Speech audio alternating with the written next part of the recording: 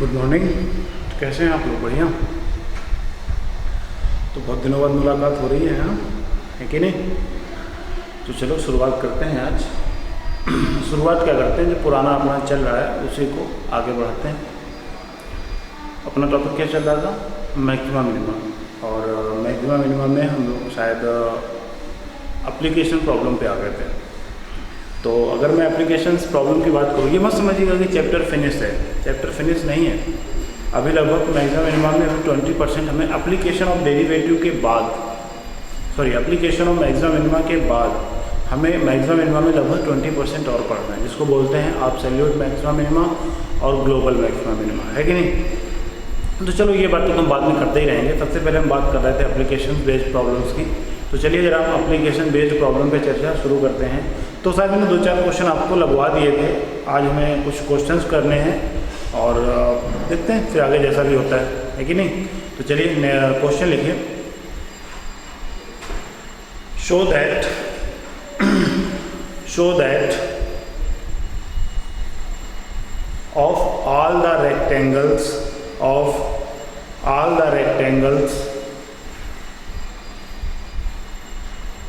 inscribed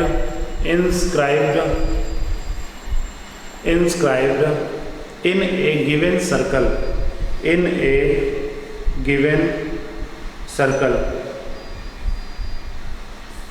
the square has the maximum area। मतलब क्या बोल रहा है? कह रहा है कि एक सर्कल के अंदर क्या है? रेक्टेंगल है। एक सर्कल के अंदर क्या है? रेक्टेंगल है। ठीक है। अगर एक सर्कल के अंदर रेक्टेंगल है तो कह रहा है कि इसका जो मैक्सिमम एरिया होगा वो तभी होगा जब वो रेक्टेंगल क्या बन जाए? स्क्वायर बन जाए। क्या बन जाए? स्क्वायर बन जाए। बात समझ में आ रही है? इतनी कोई कन्फ्यूज़न है? ठीक है। तो देखो यार, ऐसे क्वेश्चंस में हमें थोड़ा सा पेशेंस रखना होता है। क्या रखना होता है? थोड़ा सा पेशेंस रखना होता है। कैसा पेशेंस? अच्छा, ये क्वेश्चन होते बहुत आसान है, क्योंकि इन क्वेश्चंस में हमें कुछ भी सोचना नहीं रहता। बस अगर हमें फार्मूले याद हैं तो फार्मूले बेस्ड प्रॉब्लम्स होती हैं, उन फार्मूले को उठाइए और चिपकाइए, आपका आंसर अपने आप निकल करके आ जाता है।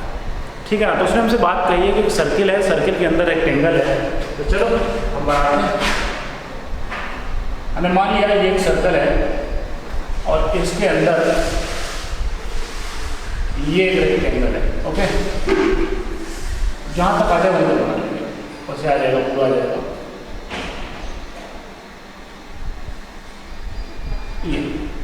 ये सर्कल का सेंटर O है।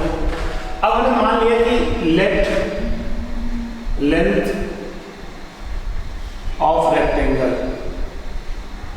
इज इक्वल टू 2x और ब्रीथ 2y। अब बहुत से लोग कंफ्यूज हो गए, जैसे आपने 2x और 2y को मान लिया। यार ये सिर्फ और सिर्फ एक अपनी कैलकुलेशन है, कंफ्यूजन नहीं होना है। ये मैंने गिवन नहीं है, ना इन्होंने 2x length of breath given किए हैं और ना ही कुछ हमसे कोई हिंट दी है। उसने हमसे सिर्फ क्वेश्चन प्यारा सा बोला कि जो हमारा लेंथ रेक्टेंगल है वो सर्कल के अंदर है और कह रहा है इसका एरिया तभी मैक्सिमम होगा जब रेक्टेंगल क्या बन जाए? स्क्वायर बन जाए। रेक्टेंगल क्या बन जाए? स्क्वायर बन जाए। अच्छा जी, तो सर आपने 2x और 2y क्यों ले लिए? ऐसा कुछ नहीं है, 2x 2y लेने आप xy भी ले सकते हो, ये आपकी वो है, ठीक है ना? लेकिन आपको समझ में आ जाएगा मैंने 2x और 2y क्यों लिए हैं। तो इस पर थोड़ा सा ध्यान दीजिएगा 2 मिनट। अब ये सर्कल का सेंटर O है, हमने इस पर एक क्या डाल दिया? परपेंडिकुलर डाल दिया। इसको बोल दिया O, इसको नाम दे दिया M, इसको नाम दे दिया A और इसको नाम दे दिया B। लिसन, अब हमने इससे ये कॉर्ड है, ये बात तो सभी लोग जानते हो कि ये जो लाइन है, ये लाइन क्या है? कॉर्ड है। क्या है? कॉर्ड है। इस पर ये परपेंडिकुलर है। तो आपको 10th की थ्योरम याद आनी चाहिए कि सर्कल के सेंटर से जब हम किसी कॉर्ड पर परपेंडिकुलर ड्रॉ करते हैं, सर्कल के सेंटर से किसी कॉर्ड पर जब हम परपेंडिकुलर ड्रॉ करते हैं तो वो कॉर्ड इक्वल टाइम्स 2 पार्ट में डिवाइड हो जाती है। तो ऑब्वियस सी बात है कि अगर हम इसको x माने होते तो हमारे पास क्या आ जाता? फ्रैक्शन आ जाता। क्या आ जाता? फ्रैक्शन आ जाता। फ्रैक्शन से बचने के लिए हम लोगों ने इसको क्या मान रखा है? 2x और 2y। तो सिंपल सी बात है, ये x हो जाएगा और ये भी क्या हो जाएगा? x हो जाएगा। तो सीधी बात है, ये क्या हो जाएगा हमारे पास y हो जाएगा, क्या हो जाएगा y हो जाएगा। हमने इसको ऐसे मिला दिया, हमारे पास ये राइट एंगल ट्रायंगल बन गया। क्या बन गया? Right angle triangle. क्या लिखेंगे? गिवन राइट एंगल ट्रायंगल क्या है? OMA। OMA right angle triangle है। हमने ये रेडियस है, इसको a मान लिया भाई। ये OA क्या है? रेडियस है, तो OA is equal to a let. OA क्या है? रेडियस है, OA is equal to a। अब हमने given right angle triangle OMA की अगर हम बात करें, तो राइट एंगल ट्रायंगल OA की अगर हम बात करें, तो OA क्या है? एक हाइपोटेनियस है राइट एंगल ट्रायंगल की। तो OA का स्क्वायर इज इक्वल टू कितना हो जाएगा? OM का स्क्वायर प्लस AM का स्क्वायर। मेरी बात को ध्यान से सुनिएगा। OA का स्क्वायर क्या हो जाएगा? OM का स्क्वायर प्लस OA का स्क्वायर बाय पाइथागोरस थ्योरम। अब OA कितना है? A square. इधर कितना आ जाएगा? OM स्क्वायर यानी कि y स्क्वायर, और इधर कितना आ जाएगा? x square. इसको इधर ले आओ तो y स्क्वायर निकल के हमारे पास आ जाएगा a square minus x square. तो y को तो हमारे पास कितना आ जाएगा? अंडर रूट के अंदर a square minus x square. Equation number 1। दोनों ध्यान दीजिएगा, कोई कंफ्यूजन है यहाँ तक? This is only and only एक इम्पॉर्टेंट पार्ट है। क्वेश्चन से रिलेटेड हो भी सकता है और क्वेश्चन से रिलेटेड नहीं भी हो सकता है, तो परेशान होने की जरूरत नहीं, आपको सुनने की जरूरत है। अब अगर मैं क्वेश्चन की मेन पार्ट की बात करूँ, उसने हमसे किसकी बात की है? मैक्सिमम एरिया की। किसकी बात की है हमसे? उसने मैक्सिमम एरिया, ग्रेटर एरिया। तो एक बात सुनो, चाहे वो ग्रेटर बोले चाहे वो मैक्सिमम बोले, दोनों बातें किसकी हैं? मैक्सिमा। दोनों बातें किसकी हैं? मैक्सिमा की बातें हैं। तो अब सीधी बात है कि हमें क्वेश्चन किस में करना है? मैक्सिमम में जाके करना है। और हमसे किसकी बात की है? एरिया की। हमसे उसने किस तरह की बात की है? एरिया की। तो अगर मैं एरिया की बात करूँ, सीधी बात है कि रेक्टेंगल का एरिया कितना होता है? Area of rectangle is equal to length into breadth. बात समझ में आ रही है? Length into breath. ए बोलो कितना आ जाएगा? 4xy। बोलो, बात समझ में आ रही है? Equation number 2। दो मिनट ध्यान दीजिएगा। a इक्वल टू 4x अंदर रूट के अंदर a square minus x square. यहाँ से कितना आएगा? 4xy, y की वैल्यू। अब आप समझ में आ गया, क्योंकि यहाँ पर फंक्शन x और y दोनों रहता है। और मैक्सिमम जितने भी लास्ट में 2-3 क्वेश्चन, जितने भी क्वेश्चन मैंने हम लोगों ने किए हैं, उसमें हमने y को गायब किया है। y को क्या किया है? गायब किया है। तो सिर्फ इस y को गायब करने के लिए, हमने इतना बड़ा गेम खेला। और यहाँ से हमने किसकी वैल्यू निकाली? y की वैल्यू निकाली। किसकी वैल्यू निकाली? y की वैल्यू निकाली। अब इस y की वैल्यू को पुट कर देंगे यहाँ पर, ठीक है ना? जैसे ही पुट कर दिया, क्वेश्चन हमारा सिंगल वैल्यू फंक्शन में आ गया। किसमें आ गया? x वेरिएबल में आ गया। किसमें आ गया? x वेरिएबल में आ गया। अच्छा, क्वेश्चन हमारा x वेरिएबल में आ चुका है तो कोई दिक्कत नहीं, अपन को कोई दिक्कत नहीं होनी चाहिए। अब इसको नॉर्मल से डेरिवेट करा देंगे। तो dA/dx इज इक्वल टू पहला फंक्शन अपॉन पहले रूट का डेरिवेशन, 2 रूट के अंदर a square minus x square, root के अंदर का डेरिवेशन a स्क्वायर का 0, x स्क्वायर का माइनस 2x प्लस, अब अंडर रूट को छोड़ देंगे, a square minus x square. 4x में कराएंगे x का तो 1 हो जाएगा, 4 कांस्टेंट है, बाहर तक खड़ा रहेगा। बात समझ में आ रही है? अब एक काम कर लो, 2 से 2 निकालो, dA/dx को थोड़ा सा सॉल्व कर लो। कैसा? यहाँ पर कितना आ जाएगा? माइनस का 4x स्क्वायर प्लस ये इधर जाएगा 4। समझ रहे हो ना? ऐसे हो रहा है ये बातें, तो आपको बिल्कुल मतलब जस्टिफाई होनी कि हमारे बोलने से पहले आपको समझ में आ जाना चाहिए। और इधर कितना आ जाएगा? रूट के अंदर a square minus x square. तो बालक dA/dx इज इक्वल टू हमारे पास आ जाएगा माइनस 4x स्क्वायर माइनस का 8x स्क्वायर और प्लस का 4a स्क्वायर, और अपॉन में कितना है? रूट के अंदर a square minus x square. Equation number 3। अब हम सभी जानते हैं कि dA/dx इक्वल टू क्या होता है? 0 होता है। ये बात तो सभी को पता है कि dA/dx इक्वल टू क्या होता है? 0 होता है। क्यों होता है? क्योंकि हमें क्या निकालने होते हैं? उसके पॉइंट निकालने होते हैं। क्या निकालना होता है हमें? उसके पॉइंट्स निकालने होते हैं। तो भैया माइनस का 8x स्क्वायर प्लस का 4a square upon a square minus x square की पावर 1/2 इक्वल टू जीरो। तो सीधी बात है denominator does not equal to zero, जो कि आपका डिनोमिनेटर है वो does not equal to zero. तो सीधी बात है कि किसको जीरो होना पड़ेगा, माइनस का 8x स्क्वायर प्लस का 4a square equal to zero. तो 8x square equal to 4a square, तो a square equal to 2x square, तो x equal to a upon root 2। ये किसकी वैल्यू आ गई, x की वैल्यू आ गई। हमारे पास किसकी वैल्यू आ गई, x की वैल्यू आ गई। यहाँ तक बात समझ में आ रही है, कोई कंफ्यूजन? ओके, तो अपने पास जब x की वैल्यू आ चुकी है तो इतना घबराने की जरूरत नहीं है। अब आप कंफ्यूज हो रहे हो सर यहाँ पर x स्क्वायर है तो प्लस माइनस a आना चाहिए, क्या आना चाहिए, प्लस माइनस a। कोई दिक्कत नहीं, प्लस माइनस कर सकते हैं, कोई प्रॉब्लम नहीं अपने को। x की वैल्यू आ गई plus minus a upon root 2, दो वैल्यू आ गई। कितनी वैल्यू आ गई, दो वैल्यू आ गई। अब आप हमसे यहाँ पर एक क्वेश्चन कर सकते हो, अब आप हमसे यहाँ पर एक क्वेश्चन कर सकते हो कि सर यहाँ पर x की दो वैल्यू आई, कितनी वैल्यू आई है, दो वैल्यू आई है। तो जब अपने पास x की दो वैल्यू आई हैं तो कोई दिक्कत नहीं है, एक वैल्यू पे मैक्सिमम मिलेगा, एक वैल्यू पे मिनिमम मिलेगा। हो सकता है दोनों पे मैक्सिमम मिल जाए और हो सकता है दोनों पे मिनिमम मिल जाए।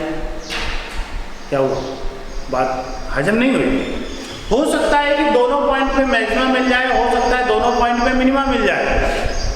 यहाँ से एक क्वेश्चन सर आपने तो ये बताया कि मैक्सिमम केवल एक ही एक पॉइंट होता है, उसके बाद सारे पॉइंट उससे छोटे होते हैं। आपने बताया था कि मिनिमम एक ही पॉइंट होता है, उसके बाद सारे के सारे पॉइंट छोटे होते हैं, बड़े होते हैं।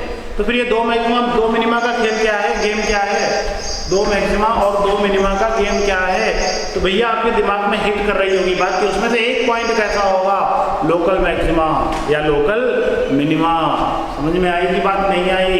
अब वो कौन सा लोकल मैक्सिमा होगा, लोकल मिनिमा, इससे हम लोग को कोई फर्क नहीं पड़ना चाहिए हमें। तो यहाँ पर ध्यान रखो, ऐसे केस हमारे पास, ऐसी सिचुएशन में ऐसा केस हमारे पास बहुत ही कम आता है, इसलिए परेशान होने की जरूरत नहीं है। दोनों में से किसी एक पॉइंट पे वो मैक्सिमा होगा और दोनों में से किसी एक पॉइंट पे वो क्या होगा, मिनिमा होगा। बात समझ में आ रही है इतनी? ओके, अब यार दोस्तों यहाँ से x की वैल्यू निकाल ली। अब अपना दूसरा काम क्या होगा है कि इसको अगेन डेरिवेट करना। इसका दूसरा काम क्या होता है, इसको अगेन डेरिवेट करना।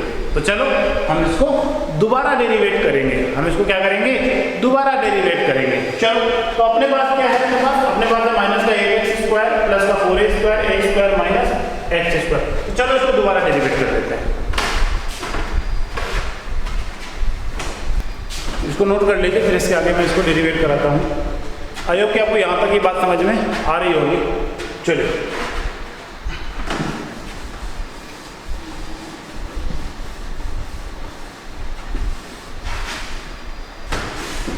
अब अगर आप ध्यान से देखोगे तो अपने पास जो क्वेश्चन है, मतलब जो इक्वेशन निकली थी D A upon D x वाली, वो क्या थी, माइनस का 8x स्क्वायर प्लस का 4a स्क्वायर अपॉन में रूट के अंदर a square minus x। Numerator upon denominator लगा दें, इसमें क्या लगा दें, न्यूमरेटर अपॉन डिनोमिनेटर लगा दें। ये बात तो बहुत छोटी सी बात है, आपको तो पता ही है। जैसे न्यूमरेटर अपॉन डिनोमिनेटर इसमें लगाएंगे तो हमारे पास क्या आ जाएगा, d2a upon dx2 is equal to denominator d by d x of numerator, इसका 0 हो जाएगा, इसका कितना हो जाएगा, माइनस का 16x। समझना मेरी बात पर, denominator d by d x of numerator minus numerator denominator का पहले रूट का आ जाएगा और फिर रूट के अंदर a स्क्वायर का 0, x स्क्वायर का माइनस 2x और अपॉन में कितना आ जाएगा, अपॉन में आ जाएगा a square minus x square का होल स्क्वायर। बात समझ में आ रही है? ओके, अब इसको थोड़ा सा सॉल्व कर लो, या करना चाहो तो कर सकते हो, तो कोई जबरदस्ती नहीं है। आप यहाँ पर x की वैल्यू ये उठाओ, a अपॉन रूट 2, पहले प्लस उठा लो, a अपॉन रूट 2 जैसे यहाँ पे चिपकाओगे तो कितना हो जाएगा, a upon root a square upon 2, यहाँ कितना आ जाएगा 2, ये 0 हो जाएगा। देखो ध्यान दीजिएगा, जैसे ही आप x की जगह पे यहाँ पर a अपॉन रूट 2 रखोगे तो यहाँ कितना आ जाएगा, a स्क्वायर, यानी कि a स्क्वायर अपॉन 2 से 1 डिवाइड हो जाएगा, 4 टाइम 4a स्क्वायर आएगा, 4a स्क्वायर फिर उसका 0 हो जाएगा। ये पूरा मैटर क्या हो जाएगा, 0 हो जाएगा। ये पूरा मैटर क्या हो जाएगा, ध्यान दीजिएगा, ये पूरा मैटर क्या हो जाएगा, 0। ये 0 हो गया, इधर आ जाओ, इधर जो भी आए इधर हमारा जो भी आए हमें इससे मतलब नहीं है, मतलब है इससे, मतलब हमें इस माइनस से। तो ये पूरा फंक्शन का आंसर कैसा होगा? नेगेटिव। आंसर कैसा होगा? नेगेटिव। और जब जब इसका आंसर नेगेटिव होगा तो फंक्शन कैसा रहा होगा? मैक्सिमा। क्या रहा होगा? मैक्सिमा। और यहाँ पे हमारा जब भी फंक्शन मैक्सिमा आ जाता है तो अपन को क्या करना होता है? सीधा बोलना होता है कि फंक्शन का एरिया कैसा होगा? मैक्सिमम तो होगा। फंक्शन कैसा होगा? मैक्सिमम तो होगा, लेकिन हमको ये नहीं पता है कि वो रेक्टेंगल का मैक्सिमम होगा या स्क्वायर का मैक्सिमम होगा। तो याद करो इक्वेशन नंबर 1, आप याद करो कौन सी इक्वेशन? Equation number 1। और वहां पर जाओ और x equal to a upon root 2 चिपकाओ, और जैसे ही आप वहां पर x equal to a upon root 2 चिपकाओगे तो शायद मेरे ख्याल से y की वैल्यू भी यही आएगी, y की वैल्यू भी यही आएगी। और जैसे ही उसके लेंथ और ब्रीथ सेम हुए, जैसे ही उसके लेंथ और ब्रीथ क्या हुए? सेम हुए, तो आपके मुंह से अचानक से निकल जाएगा कि वो रेक्टेंगल नहीं है भाई साहब, वो रेक्टेंगल नहीं है भाई साहब। क्या है? वो स्क्वायर है। क्या है? वो स्क्वायर है। तो बात समझ में आ गई? तो ये ध्यान रखिएगा, आपको लास्ट में इस क्वेश्चन में 2 लाइनें हैं, आपको x की वैल्यू उसमें रखनी है जाकर के और y की वैल्यू निकालनी है जाकर के। और अगर x और y की वैल्यू सेम आती है तो रेक्टेंगल नहीं होगा, क्या होगा? स्क्वायर होगा। तो मुझे कमेंट बॉक्स में इस बात का आंसर चाहिए। ओके, नोट कर लीजिए।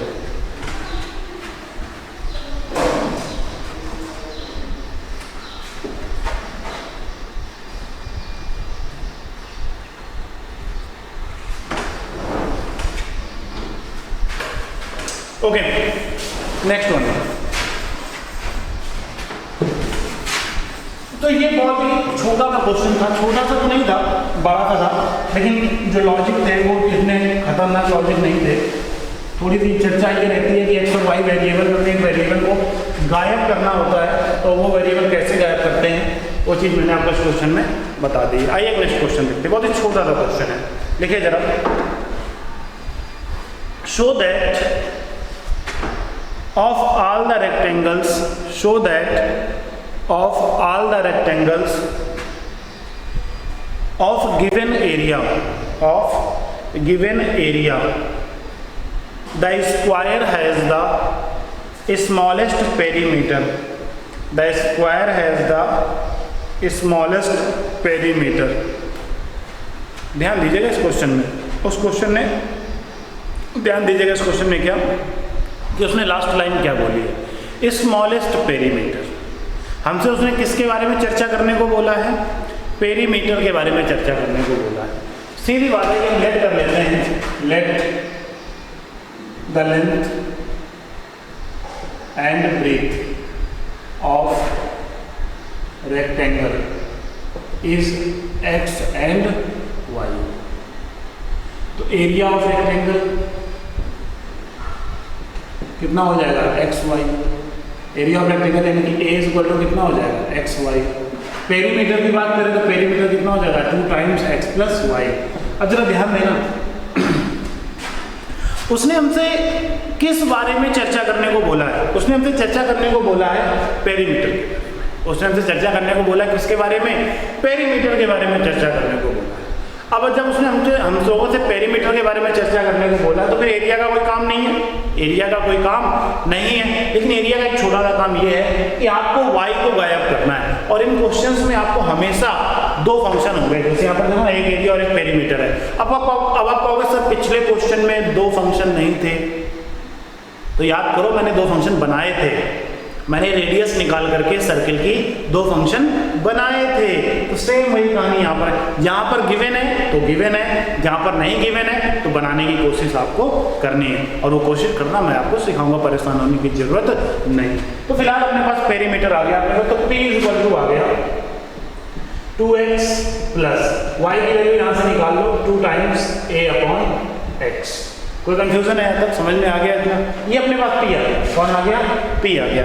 अब इसको डेरिवेट करो, अब इसको यहाँ तो y की वैल्यू निकाल लो यार, ये तो मतलब इतना सोचने वाली बात ही नहीं थी। यहाँ से कितना आ जाएगा? a अपॉन x आएगा ना, तो y की वैल्यू यहाँ पर चिपका दो, a अपॉन x 2 अंदर ले आकर के, है कि नहीं? बहुत ही सिंपल से साधारण सी बातें हैं। अब इसको डेरिवेट कर लो तो dp अपॉन dx, इधर 2 आ जाएगा, इधर माइनस का 2a अपॉन एक्स स्क्वायर आ जाएगा। यार डेरिवेटिव तो आप जानते ही हो कैसे करते हैं, है कि नहीं, बड़े आसान सी चीज़ें होती हैं। अब यहाँ से dp/dx इक्वल टू 0 लिखा दो, तो यहाँ पे कितना आ जाएगा 2a/x स्क्वायर इक्वल टू 2, तो एक्स स्क्वायर इक्वल टू कितना आ जाएगा a, x square equal to कितना आ जाएगा a। समझ में आ गया इतना, कोई कंफ्यूजन है किसी को? ओके, अभी छोटा सा काम करो, क्या है इसको अगेन डेरिवेट करा दो, d2p/dx2, ये 0 हो जाएगा। एक्स स्क्वायर का डिफरेंशिएशन माइनस का 2/x3, सब पता है ना, -1/x स्क्वायर का डेरिवेशन क्या होता है, -2/x3, तो ये प्लस फिर कर देगा, तो कितना हो जाएगा 4a/x3, कितना हो जाएगा 4a/x3। अब यहाँ पे x की दो वैल्यू मिलेंगी, एक मिलेगी √a और एक मिलेगी -√a। यहाँ से हमको x की दो वैल्यू मिलेंगी, एक मिलेगी √a और एक मिलेगी -√a। दिख रहा है सभी को? क्वेश्चन को पढ़ो, क्वेश्चन को पढ़ो, और क्वेश्चन में हमसे उसने बोला क्या है, क्वेश्चन में उसने हमसे क्या बोला है, स्मॉलेस्ट, किसकी बात की है, स्मॉलेस्ट। और जब जब उसने हमसे स्मॉलेस्ट की बात की है तो सीधी बात है कि जो वैल्यू रखने पर हमें ये मिनिमा मिलेगा वही वैल्यू हमारे लिए क्या होगी, सफिशिएंट होगी। अदर वैल्यू क्या होगी, हम क्या करेंगे, नेग्लेक्ट करेंगे। तो नहीं दोस्तों, यहाँ से हम x इक्वल टू पहले √a पुट करेंगे, जैसे ही हम पुट करेंगे x इक्वल टू √a, तो जो रिजल्टेंट होगा, आंसर होगा, वो कैसा होगा, पॉजिटिव। कैसा होगा, पॉजिटिव। जो रिजल्ट होगा वो कैसा होगा, पॉजिटिव। हम बोल देंगे वो हमारा क्या है, मिनिमा है, या क्या बोला था, स्मॉलेस्ट एरिया है। क्या है, स्मॉलेस्ट एरिया है। वो बात समझ में आ गई इतनी, तो ये हमारे पास क्या हो जाएगा, स्मॉलेस्ट एरिया आ जाएगा। तो R इक्वल टू कैसा आया, रिजल्ट हमारा कैसा आया, पॉजिटिव आया। तो जब हमारा रिजल्ट पॉजिटिव आया, तो जब हमारे पास रिजल्ट पॉजिटिव आएगा तो हमारा एरिया कैसा बनेगा, हमारा स्मॉलेस्ट एरिया बनेगा। अब बात करते हैं दूसरी वैल्यू की, तो जैसे ही हम इसमें दूसरी वैल्यू रखेंगे तो हमारा आंसर कैसा हो जाएगा, नेगेटिव हो जाएगा, मैक्सिमा हो जाएगा। लेकिन उसने हमसे इस बारे में कोई चर्चा तो की नहीं है। जब उसने हमसे इस बारे में कोई चर्चा की नहीं तो हम क्यों उस तरफ जाएंगे, है क्या? तो जिस रास्ते में हमें चलना ही नहीं तो उसके बारे में बात करेंगे ही नहीं। अब यहाँ से x की वैल्यू अपने पास क्या मिली थी, √a। क्या मिली थी, √a, सॉरी √a। x की वैल्यू पुट करेंगे कहाँ, क्वेश्चन में जाकर, तो y equal to a/√a। √a से एक √a कैंसिल हो जाएगा, एक √a बचेगा, y की वैल्यू कितनी आ गई, √a, जो कि किसके इक्वल है, x के इक्वल है। तो इसका मतलब है कि रेक्टेंगल क्या है, रेक्टेंगल ना होकर भी क्या है, स्क्वायर है। क्या है, स्क्वायर है। तो हम बोल सकते हैं कि उसका एरिया, पेरीमीटर, सॉरी, उसका पेरीमीटर कैसा होगा, मिनिमम होगा। कब, जब रेक्टेंगल क्या बन जाए, स्क्वायर बन जाए। क्या बन जाए, स्क्वायर बन जाए। सेम ऐसा ही क्वेश्चन एक और आता है पेपर में, अक्सर छोटे छोटे एग्जाम में, ना कि जेईई में। क्वेश्चन क्या होता है, क्वेश्चन ये होता है, वो हमसे उल्टा क्वेश्चन कर देता है। मतलब पेरीमीटर गिवन करता है और एरिया को मैक्सिमम बोल देता है। मैक्सिमम बोलता है, ध्यान रखना, क्या बोलता है, मैक्सिमम बोलता है। जब भी वो पेरीमीटर बोलेगा तो हमेशा वो स्मॉलेस्ट बोलेगा, लेकिन जब भी वो एरिया बोलेगा तो हमेशा मैक्सिमम के लिए बोलेगा। तो सेम डिक्टो क्वेश्चन ही रहता है, बस ये ऊपर हो जाता है और ये नीचे हो जाता है। जो काम हम पेरीमीटर के लिए कर रहे होते हैं, उस क्वेश्चन में हम काम किसके लिए कर रहे होते हैं, किसके लिए कर रहे होते हैं, एरिया के लिए कर रहे होते हैं। मेरी बात को ध्यान से सुनिए, समझ में नहीं आ रही है तो वीडियो को रिवाइंड करके थोड़ा सा फिर से देख सकते हो। क्या कि यहाँ पर जो भी एरिया है, जो काम हम एरिया के लिए कर रहे हैं, वो काम हम किसके लिए करेंगे, उसमें जो काम हम पेरीमीटर के लिए कर रहे हैं वही काम उसके लिए किसमें करेंगे, जाके एरिया में। ठीक है, तो मैं आपको क्वेश्चन दे रहा हूं और उस क्वेश्चन को आपको सॉल्व करना है और कमेंट बॉक्स में आकर के आपको कमेंट करना है कि हाँ, उस क्वेश्चन में भी सर हमको बात समझ में आ गई कि वो जो एरिया के लिए बात चल रही है वो किसके लिए कब मैक्सिमम होगी और कब स्मॉलेस्ट या कब ग्रेटर होगी।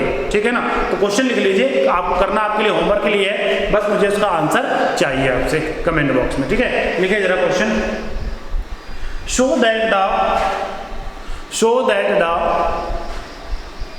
all the rectangles with a given perimeter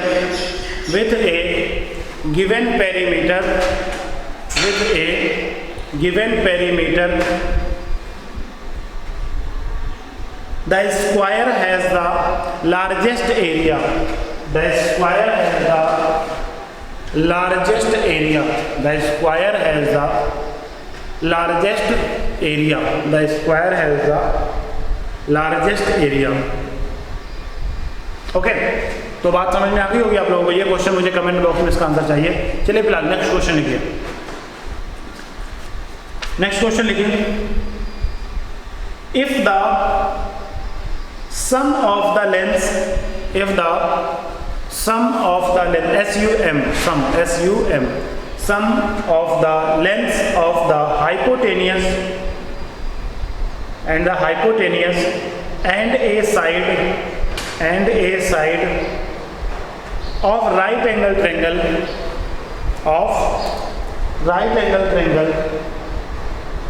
is given, show that the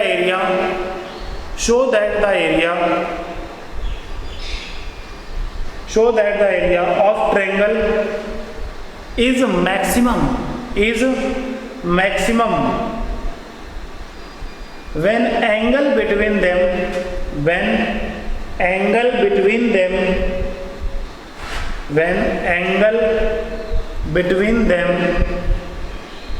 is pi by 3,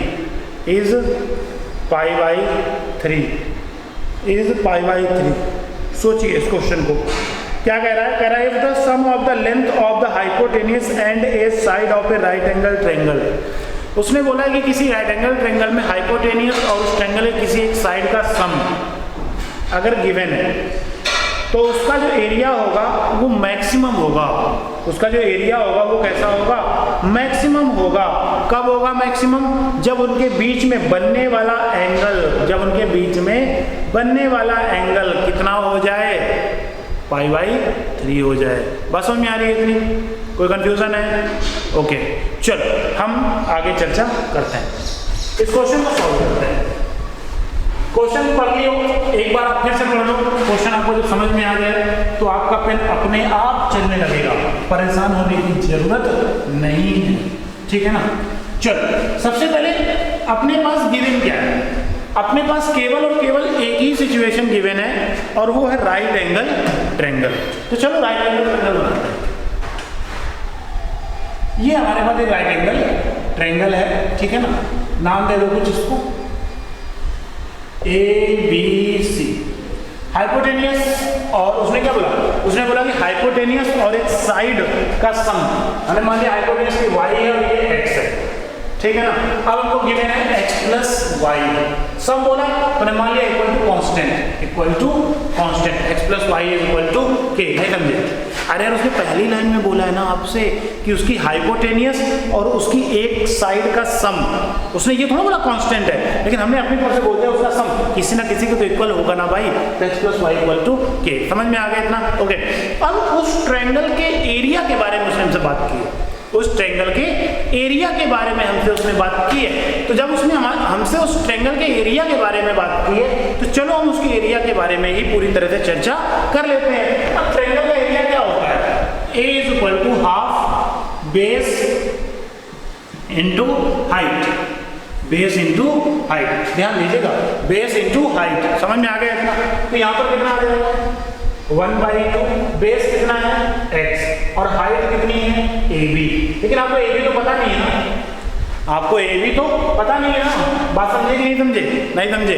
अभी कुछ लोग सोचो सर A से A काट दो, है कि नहीं, B को इधर भेज दो। ओ भाई पागल आदमी। यहाँ पर हमारे पास क्या है? एरिया। ये क्या है?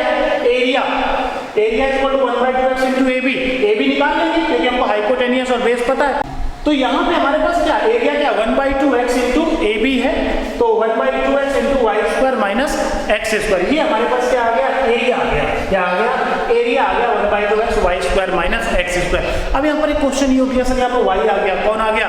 y आ गया। y को तो गायब करना पड़ेगा ना, y को तो हमें क्या करना पड़ेगा? गायब करना पड़ेगा ना। तो y को आसानी से हम गायब कर सकते हैं। एरिया इज इक्वल टू, यहाँ पे कितना आ जाएगा? 1/2x, और यहाँ पे कितना आ जाएगा? y square. y की वैल्यू यहाँ से निकाल लें, कितना आ जाएगा? k माइनस x का होल स्क्वायर और माइनस x स्क्वायर। तो हमारे पास ये छोटी सी चर्चा बन जाएगी। Area is equal to 1/2x, यहाँ पर कितना आ जाएगा? अंडर रूट के अंदर k square plus x square minus का 2kx, और यहाँ पे कितना है? Minus x square. x square से x स्क्वायर हो गया, तो एरिया निकल कितना आ गया? 1/2x और अंडर रूट के अंदर के स्क्वायर माइनस का 2kx। समझ में आ गया इतना? ये हमारे पास एरिया, ये मतलब y को गायब कर दिए, स्क्वायर कर दो both side, a square is equal to x square by 4 और यहाँ पे कितना हो जाएगा के स्क्वायर माइनस का 2kx। एक काम कर लो, एक्स स्क्वायर को अंदर ले जाओ, 4a स्क्वायर को इधर कर दो, 4a square is equal to x square के square minus 2kx cube. Derivate कर लो, 8 टाइम्स dA अपॉन dx, एक a तो बचेगा ना भाई, 8a, इधर कितना आ जाएगा 2x इंटू के स्क्वायर माइनस का 6kx स्क्वायर, तो dA upon dx equal to कितना आ जाएगा 2x इंटू के स्क्वायर माइनस का 6kx स्क्वायर और अपॉन में 8a। नेक्स्ट स्टेप सबको पता है कि हम dA अपॉन dx को क्या दिखा देंगे 0, dA अपॉन dx को क्या दिखा देंगे 0, तो dA upon dx equal to 0। यहाँ पे कितना आ जाएगा 2x के स्क्वायर माइनस का 6k x square upon 8a is equal to 0, तो 2x के square is equal to 6k x square, एक x कैंसिल हो जाएगा, एक k कैंसिल हो जाएगा, तो x इक्वल टू कितना आ जाएगा 2k अपॉन 6, तो x इक्वल टू कितना आ जाएगा k by 3, x equal to कितना आ जाएगा k बाई 3। x की वैल्यू आ गई अपने पास, x की वैल्यू आ गई अपने पास। अब इस x की वैल्यू को क्या करेंगे बताओ? सबसे पहले तो हम इसको डबल डेरिवेट कराएंगे इक्वेशन नंबर 1 को, तो फ्रॉम इक्वेशन 1 8a को जब फिर से भेज दो, तो 8a dA upon dx is equal to 2x के square minus 6k x square. अब इसको दोबारा डेरिवेट करा लेंगे, इसको हम क्या करा लेंगे दोबारा डेरिवेट करा लेंगे, दोबारा डेरिवेट करा के x की वैल्यू रख देंगे, x की वैल्यू रख देंगे। दोबारा डेरिवेट कराने में एक बात का ध्यान रखना, ये फर्स्ट इंटू सेकेंड लगेगा, यहाँ पर क्या लगेगा फर्स्ट इंटू सेकेंड लगेगा, यहाँ पर a इंटू डी अपॉन पहला leave second, second leave first, ध्यान रखना है इस बात को। करने के बाद इसको डेरिवेट कर लेंगे इधर भी, यहाँ पे डी अपॉन डी की वैल्यू उठा करके रख देंगे जा करके, तो अपने पास पूरा फंक्शन किस में चेंज हो जाएगा d2a अपॉन dx2 में। अब सारी वैल्यू रखने के बाद हम x की वैल्यू पुट करेंगे, जैसे मैक्स क्या करके बता दें क्या, चलो इतना हम करके बता देते हैं आपको, आप सबसे पहले नोट कर लीजिए इतनी बात को, ठीक है, जब तक हम इंक डाल लेते हैं।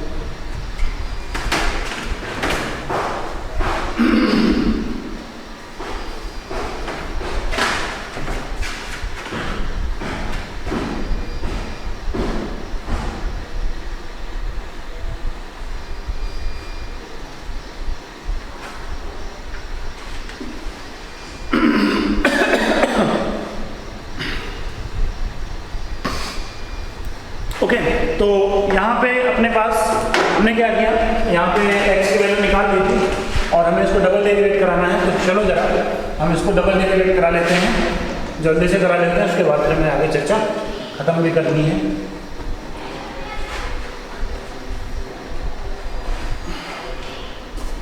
यहाँ पे हमारे पास डी अपॉन डी एक्स में मैंने बोला 2 बार इसको डेरिवेट करा लेना है, तो यहाँ से अपने पास आ जाएगा 8 को बाहर छोड़ दो, a d2a upon dx2 plus का dA अपॉन dx, कौन वाला a का डेरिवेट और दूसरे को छोड़ा हम लोगों ने, तो dA अपॉन dx।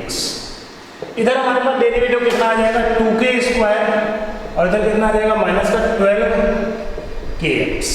बात समझ में आ रही है?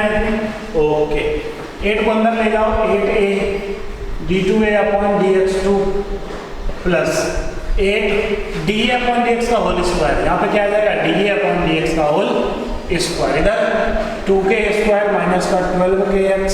अब यहाँ पे डी अपॉन डी एक्स की वैल्यू उठा के रखो, तो डी अपॉन डी एक्स की वैल्यू ये आपकी है, तो 8a d2a upon dx2 plus 8, यहाँ पे कितना आ जाएगा 2x k स्क्वायर माइनस का 6kx स्क्वायर और अपॉन में 8a का होल स्क्वायर, इधर कितना आ जाएगा 2k स्क्वायर माइनस का 12kx।